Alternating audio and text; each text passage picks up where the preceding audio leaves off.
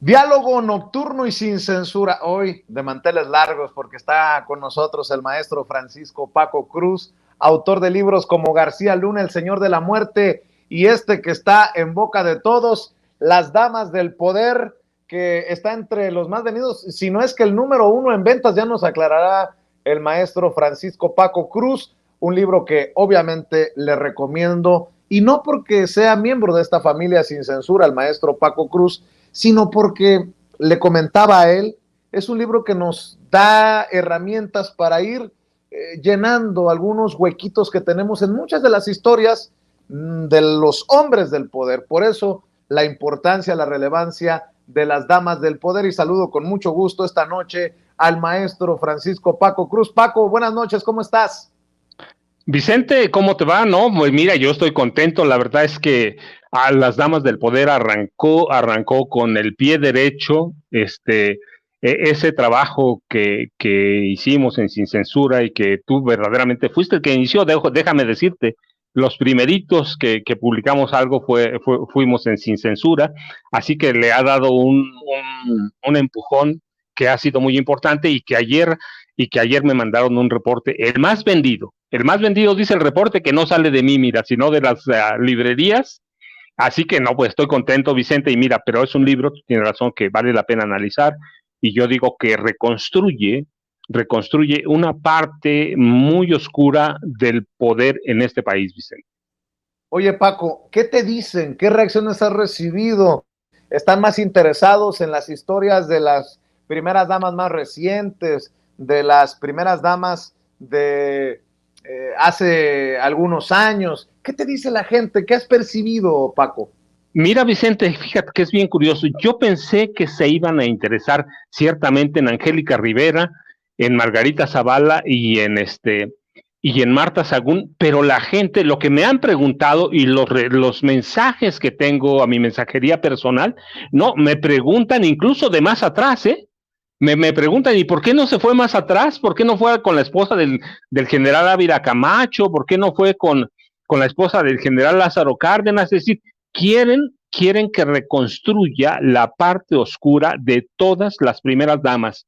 Mira, yo les explico, sí hay bibliografía, hay, no mucha, pero sí hay, pero lo que me dicen, y es lo que yo ahora, es que mucha de esa bibliografía es muy edulcorada, excepto con algunas primeras damas como Carmen Romano, que es muy edulcorada, es muy suavecita, o con las últimas tres, tienes tu razón, pero no, pero la gente está interesada mucho en saber qué pasó con la esposa de Miguel Alemán Valdés, con Beatriz Velasco, yo te decía, con Soledad Orozco, la esposa del general Ávila Camacho, que nosotros ya no la recordamos, pero hay gente mayor que la recuerda y que está viendo la historia. Mírame, es bien bonito, porque me escriben, oye, recuerda que la esposa del general Ávila Camacho le mandó poner taparrabos a la Diana Cazadora, y ella era la censora moral de la sociedad. Por ella pasaban o no películas en cines, o ellas eran las mujeres muy ambiciosas. Entonces no solo están interesados en esto, sino mira, lo que dicen es que es necesario reconstruir la historia de este país, que siempre fue escrita por intelectuales priistas o panistas en las últimas fechas. Así que no, hay un interés, hay un interés en saber cómo fue la esposa, por ejemplo, de Ruiz Cortines, que la gente me dice, pero ¿y cómo se llamaba? Y entonces hay un interés por conocer verdaderamente de más atrás, incluso más atrás del general Manuel Ávila Camacho, hay interés en reconstruir toda esa parte que lo que me dicen es muy oscura, es muy oscura. Teníamos la sensación, por ejemplo, de que Guadalupe Borja no sabía nada del 68, y tú nos estás diciendo que sí sabía, y que esa es una mujer que muere prácticamente el 2 de octubre de 68, porque a partir de ahí fue un fantasma. Y si nos vamos acercando más, te digo, hay verdaderamente un interés. Por ejemplo, la gente que vivió el sismo del 85, y cuando está leyendo la historia de cómo la esposa de Miguel de la Madrid, Paloma Cordero Tapia, rehuía de las desgracias personales, se impresiona porque es gente que vivió la desgracia. vivió lo de San Juanico, la explosión de tanques de gas, vivió el 85 y ahora les hace sentido por qué Miguel de la Madrid tardó tanto en reaccionar a esa desgracia, o confirman lo que ya saben, porque por ejemplo les decimos que la esposa de parte de la familia de la esposa de Luis Echeverría, María Esther Zuno Arce, controlaba el narcotráfico. Eso sí era bien conocido, pero nadie lo escribía, nadie se atrevía a decirlo como tú lo dices. O sea, hay un interés verdaderamente por la vida oscura de las primeras damas, no solo los chismes, que mira, esa es otra cosa que me impresiona en estos 2 días, desde que salió a la venta el libro, que sí hay gente que me dice, yo tengo un amigo que me lo escribió, que es un doctor en ciencias políticas, fíjate, Vicente, y me dijo, yo estaba esperando, dice, por lo menos esa tenía la idea de que ibas a escribir un libro de chismes, verdaderamente, de esos que venden, pero por millones. Dice, y has escrito un libro con chismes, pero es un libro político, es un documento político el que acabas de escribir. Lo tengo por escrito, Vicente, que me mandan así los mensajes, me dicen, acabas de escribir un libro político, estás reinterpretando la historia o estás complementando parte de lo que los historiadores no quisieron decir, Vicente.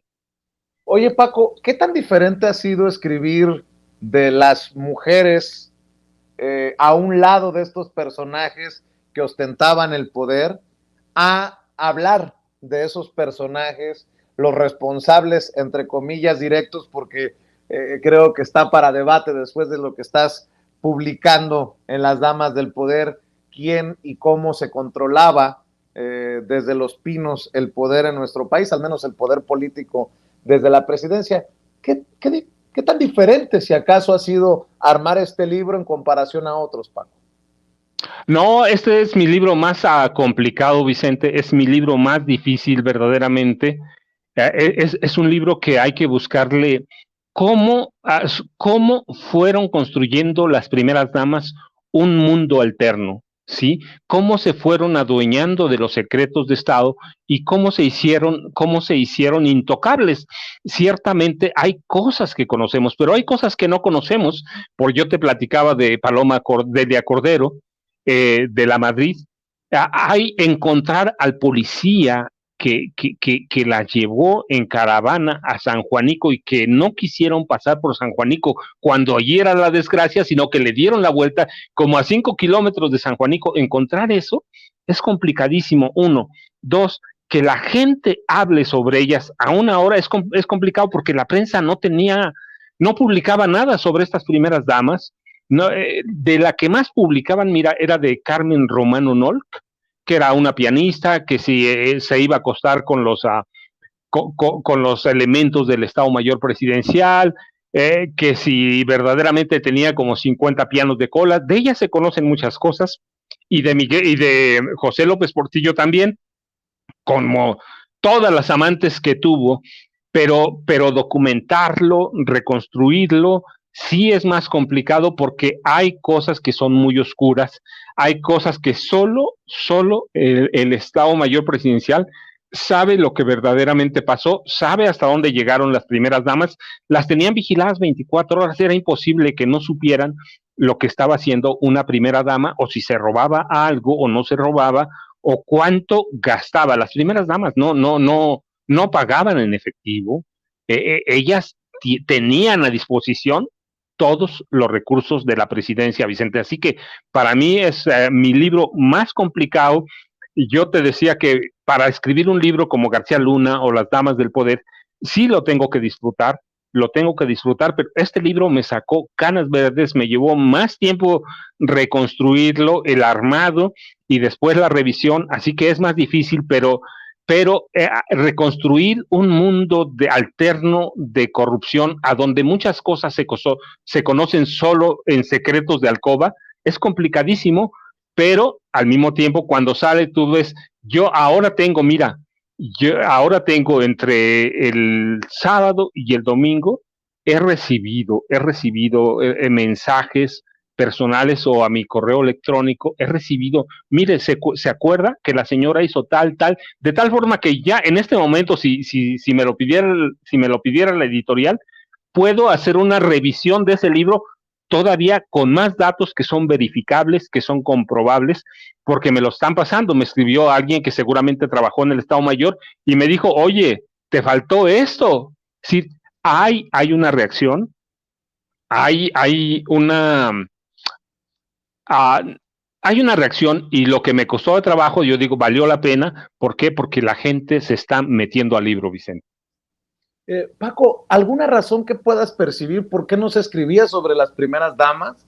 ¿Por misoginia? ¿Por protegerlas? ¿Por qué? ¿Por qué no se hablaba de esta figura de la primera dama siendo la persona que se iba a la cama y se despertaba con el que se supone mandaba en nuestro país, Paco? No, Vicente, la explicación ahí es muy clara, es muy sencilla. Hay una, porque la prensa estaba vendida.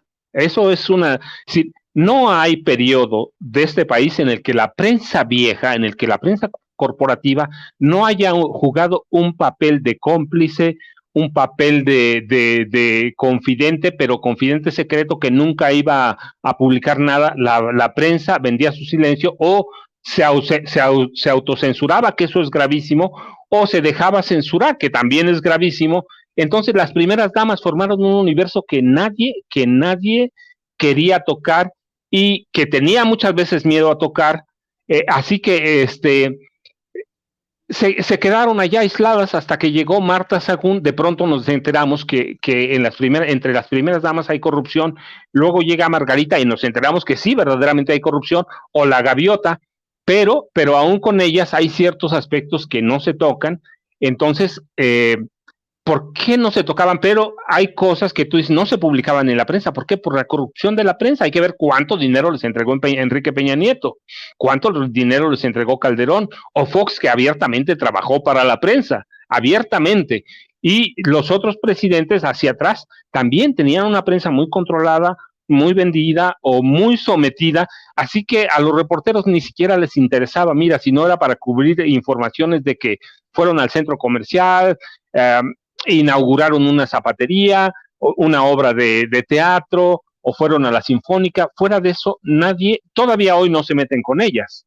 Eva Sámano de López Mateos es casi figura mítica sagrada, lo mismo que María de los Dolores Izaguirre Castañares, que nadie la conoce, pero saben que existió y que era una mujer elegante, que tenía abrigos de mink, de zorro, que era, mira, antes de que la Gaviota se vistiera con modistos de alta costura, María de los Dolores Izaguirre Castañares era especialidad, era una mujer que era tramposa, a la que le gustaba el juego, que controlaba lupanares, que controlaba prostíbulos en Ciudad de México, controlaba prostíbulos en Veracruz, y nadie la conoce, pero todo mundo, por ejemplo, López Portillo cuenta una historia sobre ella, y no ella, sino sobre el primer obispo de Toluca, que es como yo la conozco. Cuenta una historia y él dice finalmente, para hacerlo corto, dice, lo iba a meter a la cárcel porque el obispo Arturo Vélez Martínez, que es tío de Alfredo del Mazo Maza, se había robado, fíjate, se había robado las limosnas, dinero que entró sobre rifas, aportaciones, donaciones para construir la Catedral de Toluca. Y era mucho dinero porque lo había conseguido con ayuda de María de los Dolores Izaguirre. Imagínate, la primera dama pidiendo donaciones, ¿no se las iban a dar? Así que les daban y se lo robaban. Y cuando se muere Ruiz Cortines, dice, pues no le dejé nada a mi esposa, no le dejé nada, ya se habían divorciado.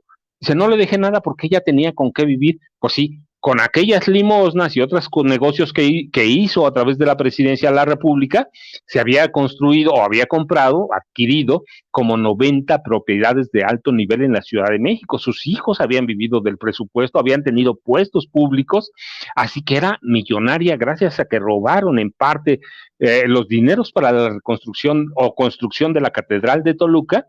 Y así cada una le vas encontrando. Por ejemplo, la esposa de Cedillo, que muchas veces se decía que era alcohólica, si no era alcohólica, te das cuenta que la Nilda Patricia vivía con miedo porque su familia su papá y sus hermanos controlaban aparte del cártel de Colima, fíjate, que deviene finalmente en una de sus facciones en lo que es Cártel Jalisco Nueva Generación, que al que le da forma Genaro García Luna y Felipe Calderón. O sea, todo está conectado, pero no las tocaban. ¿Por qué? Porque teníamos una prensa cómplice o una prensa sometida o una prensa bien comprada o bien vendida, que se dedicaba a negociar los silencios, Vicente. O sea, hay una constante. Cada que una primera dama, cada que hay un gobierno, te das cuenta que la prensa jugó un papel importante. ¿Por qué? Porque tenemos una prensa que se corrompió hace mucho, Vicente. ¿Hay alguna primera dama que te haya llamado la atención sobre las demás por la perversidad, por los niveles, no sé, de corrupción, por lo que hizo? ¿Alguna historia? Porque la gente tiene que saber que son 10 historias diferentes de 10 mujeres diferentes, de 10 primeras damas hasta la última, porque ya hoy en día Beatriz Gutiérrez Müller, la doctora Beatriz Gutiérrez Müller, ha decidido dejar esta idea de la primera dama y ser la esposa del presidente Andrés Manuel López Obrador, pero hasta Angélica Rivera, Paco. Mira, me llaman, bueno, las últimas que yo había empezado, yo reconstruí la vida o parte de la vida pública de Margarita en 2009, 2010, publiqué un libro en 2011 con parte de eso, parte de las pillerías de Calderón, pero me llama mucho la atención de Eva Sámano de López Mateos, muchísimo, porque ella es considerada todavía hoy la madre nacional, la conciencia de su esposo, el presidente, la maestra de México. Eva Sámano Bishop es para mucha gente de antes que todavía vive, ¿eh? Todavía vive. Si mi mamá no hubiera muerto en 69, estaría viva todavía. Quiero decir, tendría una edad en la que sería posible que tuviera vida. Y conozco gente que la conoce y me platican muy bien de ella. Yo recibí desayunos escolares en serio de Eva Sámano. Y me llama la atención, te voy a decir por qué. Porque cuando nosotros hablamos de Marta Sagún, que cogobernó el país o que fue la primera copresidenta, no, la verdad es que la primera copresidenta, la primerita fue Eva Sámano Bishop o Evangelina. Mira, cuando Ruiz Cortines destapa a Adolfo López Mateos como precandidato único del PRI y prácticamente presidente de la República, Eva Sámano sabía, primero, que él no podía ser presidente porque estaba muy enfermo, tenía 7 aneurismas, eso lo incapacitaba para ser presidente, pero ella cayó y luego llegó a un acuerdo muy perverso con Gustavo Díaz Ordaz, con Alfonso Corona del Rosal y con Donato Miranda Fonseca. Mira, 3 personajes, ¿de qué calibre? Para que cada uno gobernara una parte, mientras Adolfo López Mateos vivía, no tranquilo, vivía con los dolores de cabeza que lo incapacitaban en su casa. Él nunca vivió en Los Pinos, así que ella se apropió de toda la política social. No se metían ni Díaz Ordaz, ni Alfonso Corona del Rosal, ni Donato Miranda Fonseca. Estos 3 habían llegado al Senado en el 46 con López Mateos. Así que es una mujer, mira, cuando termina el gobierno de López Mateos, ella no quiso renunciar a la organización que le había creado su esposo para controlar las políticas sociales de la familia y la niñez. Literalmente tuvo que correrla Gustavo Díaz Ordaz.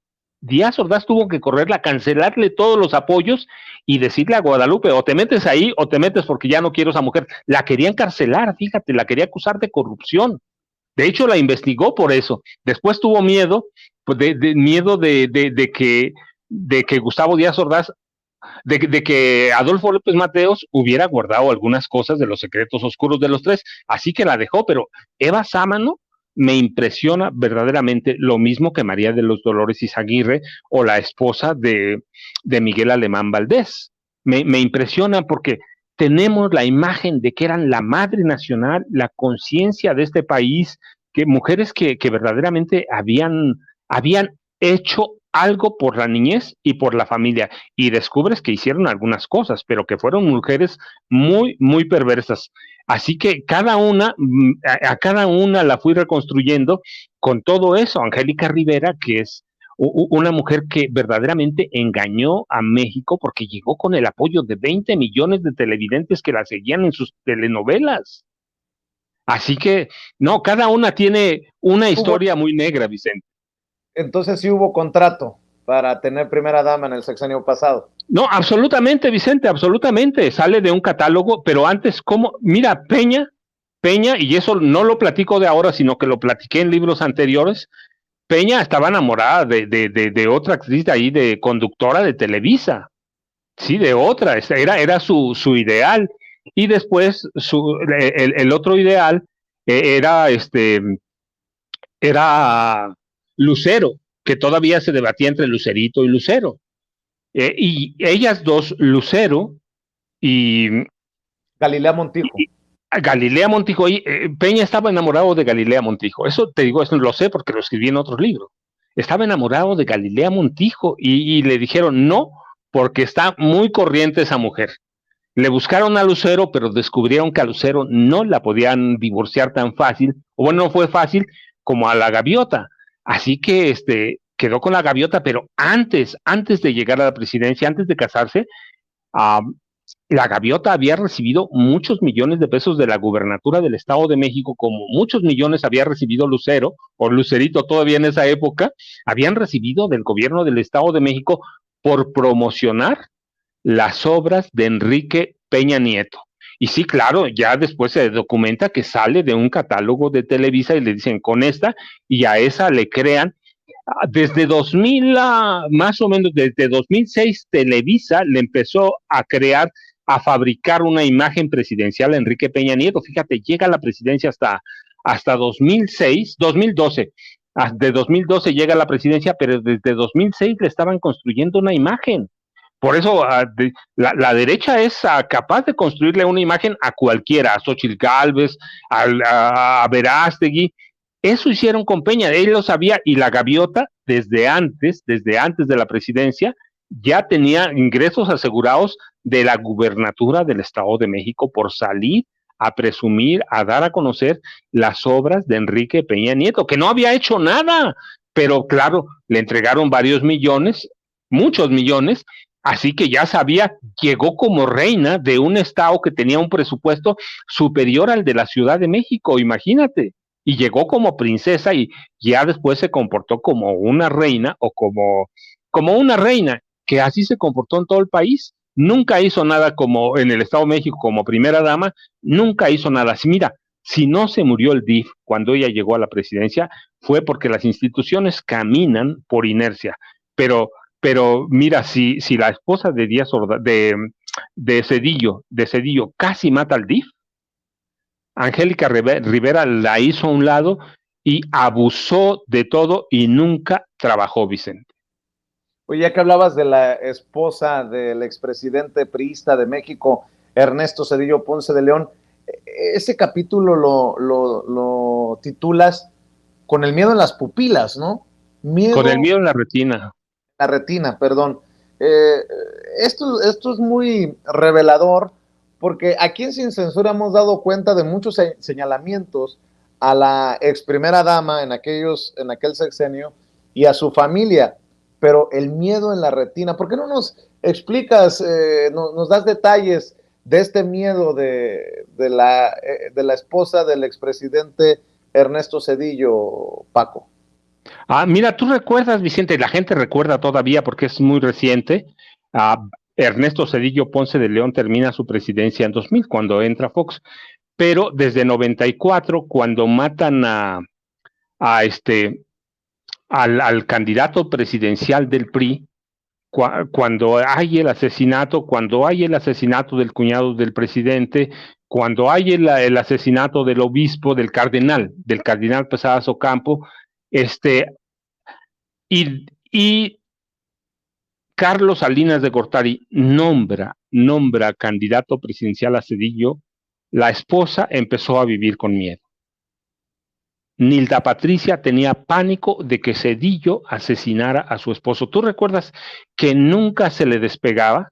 Jamás se le despegaba. Incluso, no te oigo. ¿Que quién asesinara a quién? Salinas mandara a prácticamente asesinar a Luis Donaldo Colosio. Sí, desde Salinas se puede seguir. Hoy hay todavía, hay dudas de todo eso y las evidencias apuntan a su presidencia. Si el Salinato asesinó a Luis Donaldo Colosio, así que Nilda Patricia no quería que fuera candidato presidencial su esposo. Ella tenía miedo que Salinas le lo condenara al mismo destino que a Colosio. ¿A qué? Al asesinato, a la muerte. Así que vivía pegada con él. Y Cedillo también tenía miedo, ¿eh? Recuerdas que lo que hacen los Pinos es llegar a levantar un portón de acero prácticamente de herrería para que nadie más que el presidente pudiera pasar por ahí. Así que Nilda Patricia vivía con el miedo de que le fueran el salinato o el salinismo le fuera a asesinar a Cedillo, a su esposo. Así que vivía pegado con él, con eso. Tenía el miedo, el terror. No era miedo, era terror. Así que nunca se le despegaba. Eso por un lado. Por el otro, tenía miedo y vivía con miedo porque su papá y sus hermanos controlaban al cártel de Colima. Ellos son los precursores o los antecesores de la producción de metanfetaminas, así que ella vivía con miedo de que le fueran a matar a los hermanos, que le fueran a matar al papá, que los fueran a encarcelar, porque había investigaciones del general Jesús Gutiérrez Rebollo que involucraban a la familia de la esposa del presidente en el tráfico de metanfetaminas. Y esa es en parte, yo lo he platicado, yo he dicho lo que sé, en parte, también es en parte la caída del general Gutiérrez Rebollo que había documentado a la familia de la esposa del presidente. Así que ella vivía con miedo por dos lados, que fueran los salinistas o Salinas a matar a Cedillo o que los narcos mataran a su familia. Así que vivía con el miedo en la retina por todos lados. Nunca fue una mujer libre, nunca trabajó, nunca hizo nada. El DIF, yo lo digo, no se murió porque las instituciones funcionan por inercia, pero ella vivía con el miedo en la retina, literalmente, siempre vivió así. Nunca quería despegarse de Cedillo y cuando se despegaba el presidente, cerraban la reja de los Pinos. Él la mandó construir para que nadie pudiera entrar, custodiada como es por el Estado Mayor Presidencial. Así que Los Pinos se convirtió verdaderamente en una fortaleza. Y recuerdan lo que hace Cedillo, es mandar a destituir a todo el Poder Judicial, a reformarlo, porque le tenía miedo, pánico a salinistas. Y renueva el Poder Judicial con un Poder Judicial a modo por temor a Carlos Salinas de Gortari.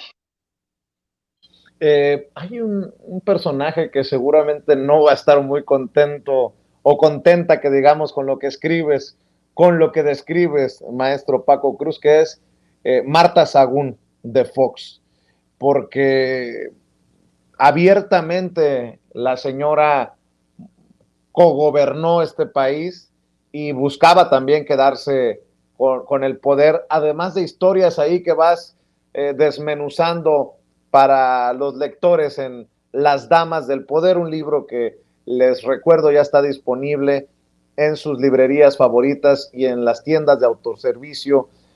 Busque Las Damas del Poder. Mire, en este momento a lo que le estamos apostando es a la lectura, a la información de esta audiencia diferente e inteligente. Yo, como siempre le digo, no me crea ni a mí a ojos cerrados. ¿Y qué nos queda? Documentarnos. Y para eso creo que son importantes los libros del maestro Paco Cruz, y aquí está el más reciente, Las Damas del Poder. Hablaba de Marta Sagún, mi querido Paco.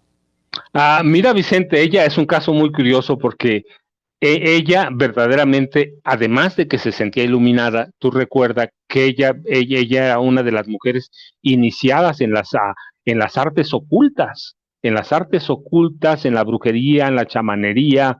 Ella estaba convencida que eso le iba a ayudar a gobernar. También lo había hecho la señora López Portillo, pero ella estaba convencida tanto que Genaro García Luna la conoce por eso, se acerca con ella después de que ganan a través de eso. Ella se sentía como una marquesa de Celaya, la marquesa de Zamora, pero era una mujer, es una mujer terriblemente ambiciosa involucrada en actos de corrupción severísimos con sus hijos. Sí, ella, mira, cuando llega al gobierno, ella ya sabía, ya controlaba a Vicente Fox y me dicen, ¿y por qué ahora no lo controla? No, sí lo controla, pero también pertenecen a grupos políticos de extrema derecha.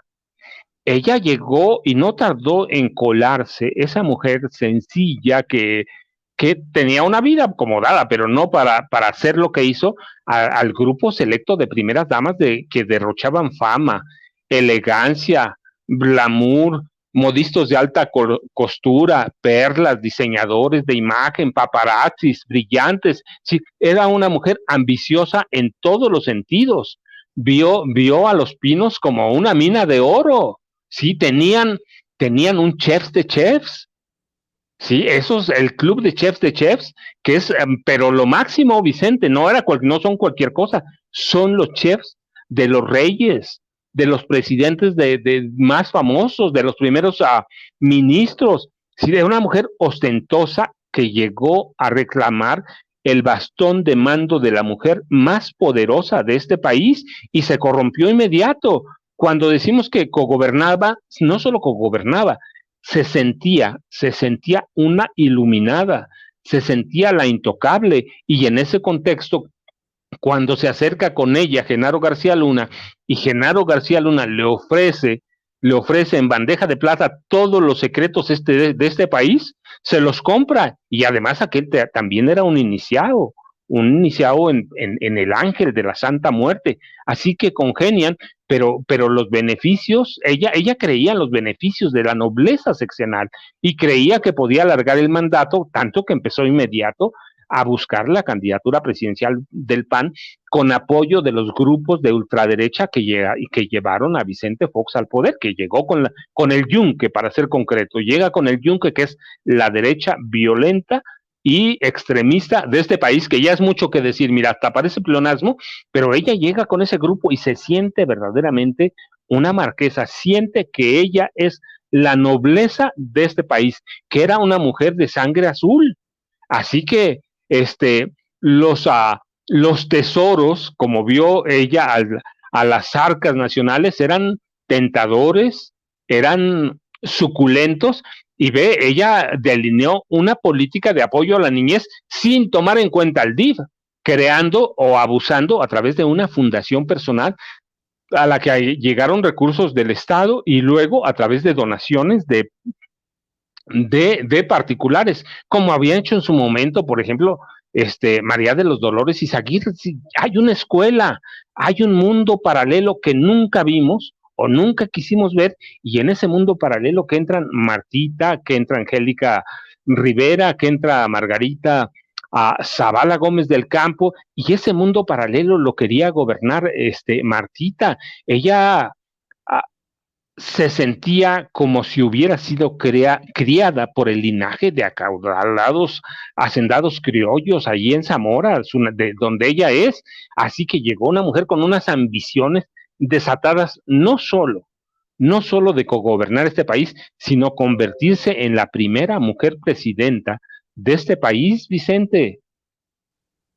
Me llama la atención que en el libro, desde las más religiosas hasta las que creían en estas cosas extrañas, oscuras, mi querido Paco, otro de los ángulos a veces poco analizados, estudiados, pero que también arrastran a los primeros mandatarios, no solamente a las primeras damas, desde chamanes y lectores de cartas y de todas estas cosas, todas estas ceremonias y cosas extrañas, Paco. Mira, Vicente, sí, pues mira, no es una casualidad que Los Pinos siempre haya estado envuelto en esas cuestiones de ciencias ocultas, de el poder de la muerte, el poder de los chamanes, de la brujería. Desde, tú sabes, Carmen Romano hacía ceremonias allí.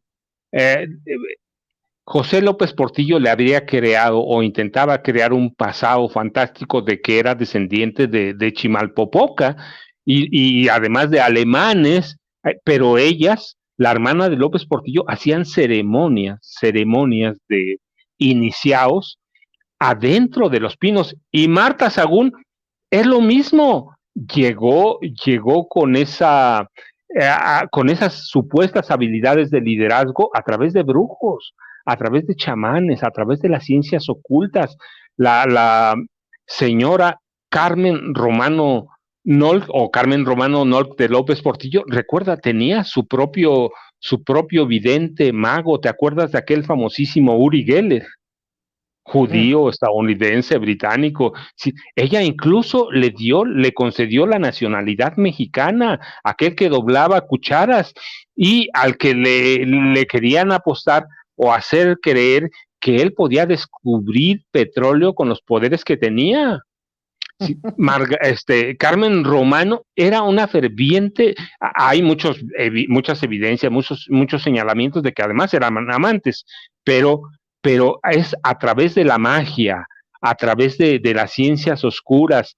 Creían, bueno, la señora Carmen Romano Nol creía en platillos voladores, por eso estaba ahí Pedro Ferriz, ¿sí? El primer Pedro Ferriz, así que creían en todo eso, hicieron a Los Pinos un santuario de la brujería, un santuario del chamanismo, santuario de las ciencias ocultas. Así que hicieron todas ellas, y todo eso viene parte de las primeras, de las damas del poder. Así que no es una crónica de sociales, es la reconstrucción de cómo se adentraron en el poder, a veces solo el poder político, a veces el poder oculto, y son ellas las más representativas. Ciertamente son Marta Sagún y Carmen Romano, pero también hay señalamientos de que Angélica Rivera vivía una profecía cuando una peluquera le dijo: ¿sabes qué? Tú vas a llegar a ser esposa de alguien muy, muy importante y vas a dejar Televisa. Pues sí, ya la tenían ahí en la lista, pero no, el chamanismo, las ciencias ocultas, son o forman parte de la historia de Los Pinos, Vicente. Oye, Paco, precisamente por eso hablaba también de misoginia, porque estaba la cobertura muy rosa hacia el DIF, hacia las primeras damas, y en mayor o menor medida se fue transformando aquello por muchas de las cosas que ya nos estás describiendo, sobre todo de un tiempo para acá, para entender a las primeras damas como una fuente también de política y hasta corrupción. Sobre todo, salvo que tú tengas otra opinión, el emblemático caso de Marta Sagún, seguido por Margarita Zavala, que quería ser también presidenta de México, regresar a Los Pinos, pero no como la primera dama, sino como la presidenta de México.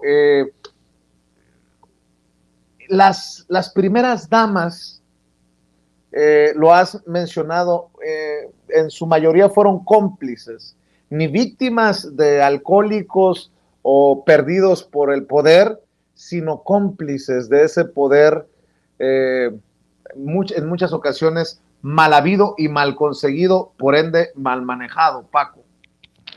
Mira, Vicente, yo digo que siempre fueron cómplices y todas están inmersas en casos de corrupción, pero hay que partir varias bases. Primero hay que desmitificarlas, que lo que hace el libro primero es desmitificarlas.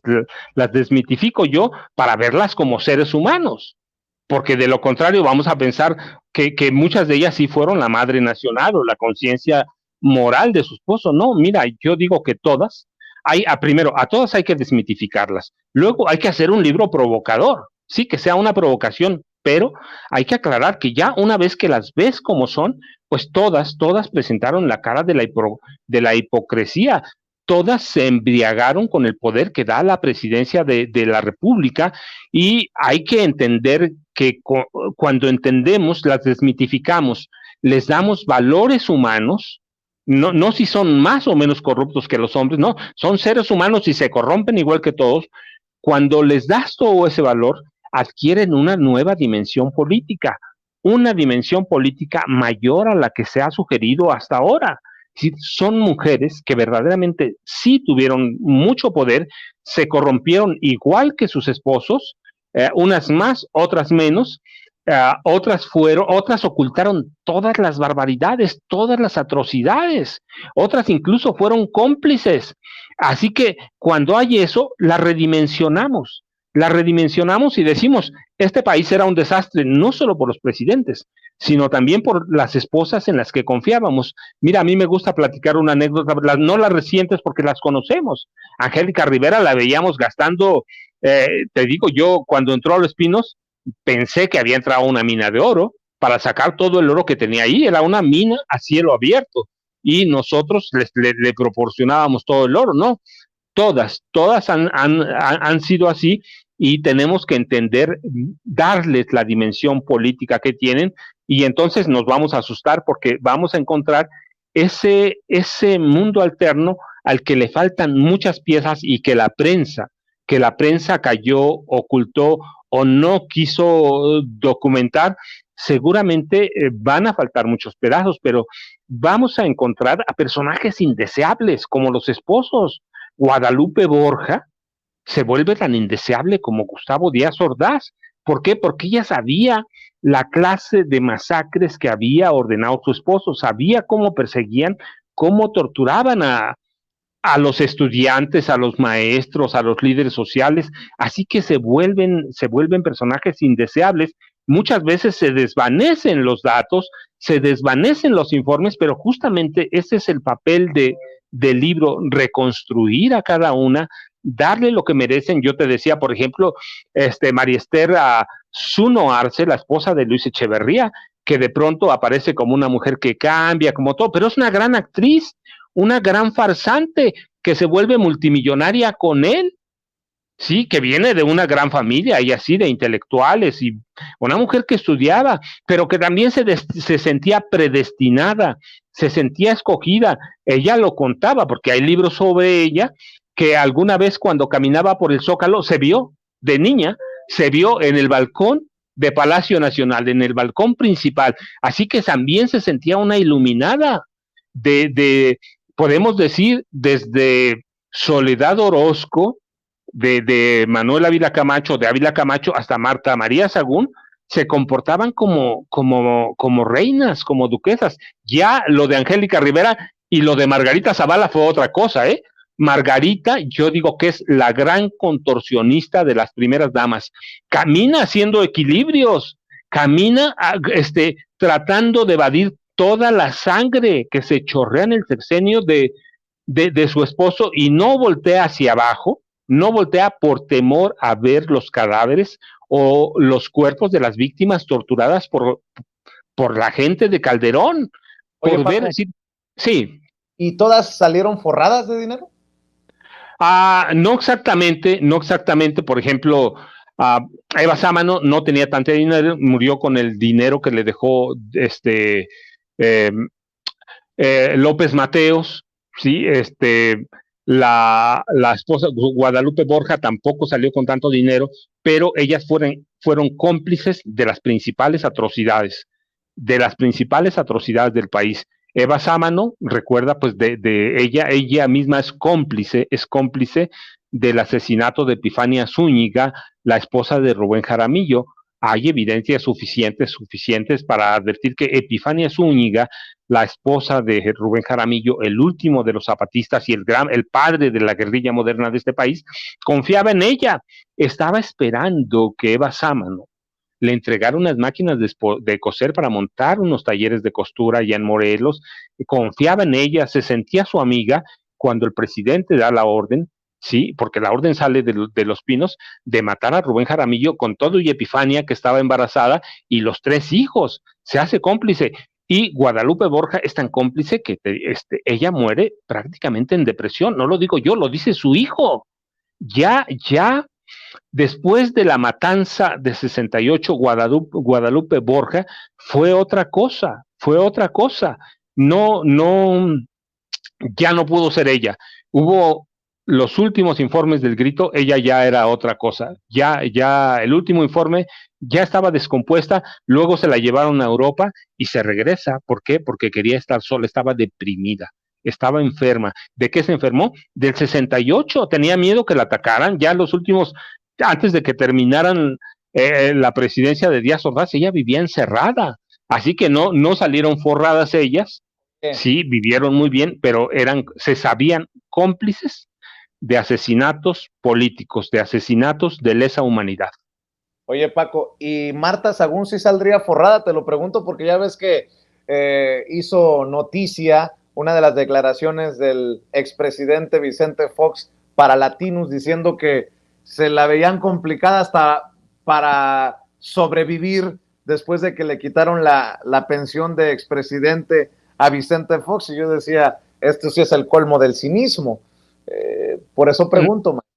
Mira, nada más hay que ver cuánto dinero, cuántos millones por millones recibe la Fundación Vamos México, que fue una transota, una tranza, una trampa y un abuso, y sigue siendo. Hay que ver cómo recibe fondos la Fundación Vamos México, por un lado, y hay que ver nada más cómo está la pequeña hacienda de Fox. Ya no es un ranchito, es una hacienda, y esa hacienda creció cuando él fue presidente de la República. Era un ranchito, él era un empresario en quiebra, y hay que ver de dónde sacó los dineros o el dinero para levantar la hacienda que tiene, con su fundación, con todo lo que representa esa hacienda.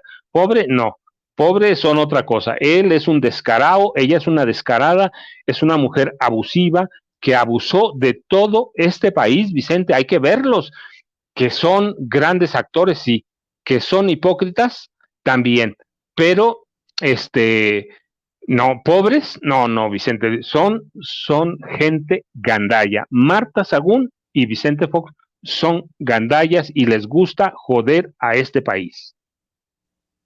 Y de los perversos por las relaciones que ya has exhibido por años en espacios como Sin Censura, los Calderón Zavala, ¿no? Margarita Zavala, que pudo haber llegado a la presidencia, lo has dicho y hay que decirlo hasta el cansancio, de la mano del hombre que hoy está en prisión en Estados Unidos, Genaro García Luna, Paco.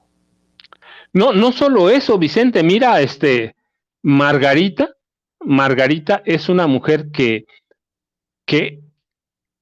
fundó una dinastía. Los Calderón Zavala fundaron una dinastía que parecía la dinastía de los Salinas, y se corrompieron prácticamente todos. Es que ahí a donde le busques, un hermano, un primo, las sobrinas, todo mundo, Vicente, se corrompió, formaron o crearon una dinastía, pero muy corrupta, y ella sí quiere ser presidente de la República, sí quiere. ¿Por qué no puede?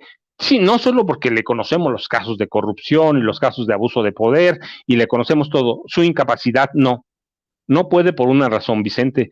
La derecha y la ultraderecha intentaron, la formaron, la guiaron, pero tiene un gran problema. No tiene carisma. ¿A quién arrastra? ¿A quién jala? La hemos visto en el Congreso, en tribuna o desde su curul, la hemos visto. Es incapaz a veces de hilvanar una idea completa. Bueno, ni siquiera media idea. Sí, es una mujer incapaz, así que quiere, sí, tiene el apoyo de ultraderecha, sí, pero la ultraderecha está decepcionado de ella. ¿Por qué? Porque no solo por la corrupción, que eso, bueno, pues ve lo que hace en este país, la prensa ha llegado a la ignominia de perdonarla, como la perdona con Xóchitl Gálvez.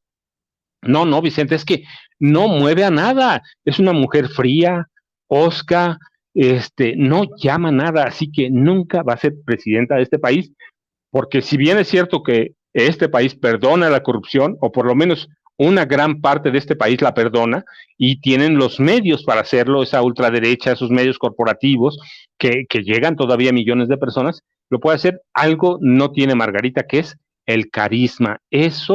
Esa chispa que le da, esos dones de la iglesia, dirían en la iglesia, para atraer a gente, para llamarla, para convocarla. Margarita es una mujer fría, fue candidata presidencial independiente, pero además descubrió que este país es otra cosa, y tuvo tanto que tuvo que declinar la candidatura, tuvo que decirle adiós, así que no va a llegar, no va a avanzar más. Te digo, la corrupción no importa porque a Xochitl se la perdonan, a Naya, a Krill, es decir, hay una clase política vieja que incluye a la prensa que le va a perdonar todo, la Iglesia Católica también, pero lo que no puede, pero algo que no puede darle ni la pillería, ni la ratería, nada, es el carisma, Vicente, de un político. Incluso si las pones una a una, pues tú ve a Marta Sagún con Margarita Zavala. Marta Sagún se la llevaba, pero de calle, y que ya es mucho que decir, mira, así que es una incapacidad política la que tiene Margarita. Y ¿le sobran ambiciones? Sí, pero tiene un pasado negro, oscuro, que te digo, es la gran contorsionista de las primeras damas. Camina evitando la sangre, evitando los cadáveres y evitando la tortura de este país en el gobierno de Felipe Calderón Hinojosa, Vicente. Pues mi querido Paco, creo que hemos hecho un recorrido intenso de las damas del poder, las últimas 10 primeras damas de México que son analizadas desde la óptica del periodista de investigación Francisco Paco Cruz, un libro que les recomendamos buscar en sus librerías a partir de ya está en circulación Las Damas del Poder, que firma el maestro Paco Cruz, quien también tiene circulando con la misma editorial Planeta, García Luna, El Señor de la Muerte, un libro que está más actual que nunca con lo que está ocurriendo en torno a García Luna por allá en Nueva York. Por cierto, la audiencia de sentencia de García Luna se ha aplazado hasta el 1 de marzo del 2024. Y bueno, pues cerremos con la invitación, Paco, para que te sigan en redes sociales. Estoy viendo que en tus redes sociales has publicado, has adelantado precisamente lo del libro y estamos al pendiente de tus comentarios, tus opiniones siempre, maestro, y felicidades, pues te auguramos lo mejor, un gran éxito como lo fue y lo sigue siendo García Luna, El Señor de la Muerte, ahora con Las Damas del Poder. Vicente, pues como siempre, yo sabes, soy bien agradecido contigo, con Sin Censura, toda la familia Sin Censura, porque este libro, pues sí lo hace uno, pero siempre hay una ayuda, siempre hay un esfuerzo, y ese esfuerzo es de mucha gente. Yo verdaderamente soy, bueno, dos cosas, muy afortunado y muy agradecido, Vicente. Yo, ya sabes, @Paco Cruz Jiménez en Twitter, Francisco Cruz Jiménez en Facebook, y nos vemos mañana, Vicente, temprano.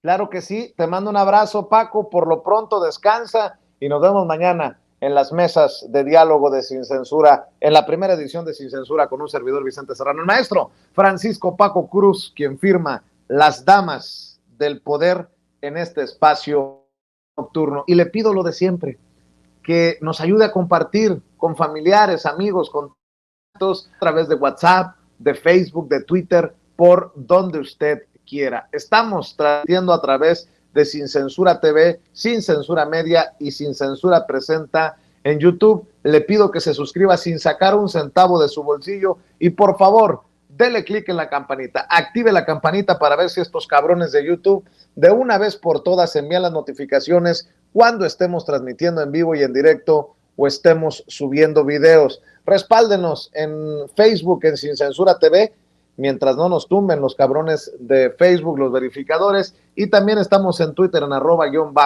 @Vicente Serrano. Aquí ve nuestra cuenta en Twitter. Muchas gracias, que pasen excelente noche y no se le olvide que todos somos Sin Censura.